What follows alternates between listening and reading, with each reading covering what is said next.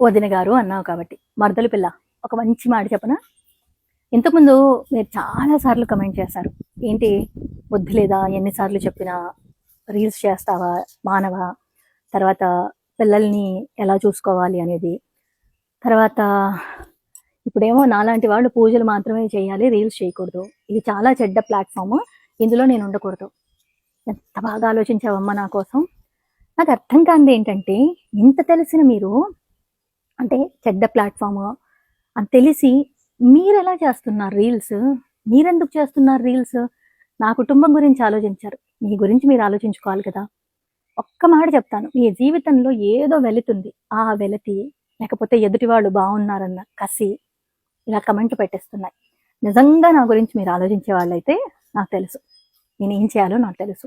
నేను, నా జీవితం, నా కుటుంబం, వాళ్ళ సంతోషం, ఇది నాకు ముఖ్యం.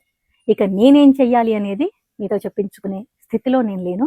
ఇక బుద్ధి, సిగ్గు ఇలాంటి మాటలు మీతో చెప్పించుకోవాల్సిన అవసరం నాకు లేదు. పిల్లల్ని ఎలా పెంచాలి అవసరం లేదు. ఎవరైనా నా ప్రొఫైల్ మీ ప్రొఫైల్ కంపేర్ చేసి చూస్తే నేను మీ దగ్గర నుంచి బుద్ధి, సిగ్గు నేర్చుకోవాల్సిన అవసరం ఉందో లేదో వాళ్ళే డిసైడ్ చేస్తారు. మీరు మీ జీవితంలో ఉన్న వెల్లతి చూసుకోండి, పక్క వాళ్ళ జీవితం గురించి పెద్దగా ఆలోచించొద్దు. వదిన గారు అన్నావు కాబట్టి పెద్దదానిగా ఓ మాట చెప్తా వింటావా? ఇంత చెడ్డ ప్లాట్ఫామ్లో నువ్వు ఉండొద్దమ్మా, ఉండొద్దు. ఆలోచించు, ఒక్కసారి ఆలోచించు.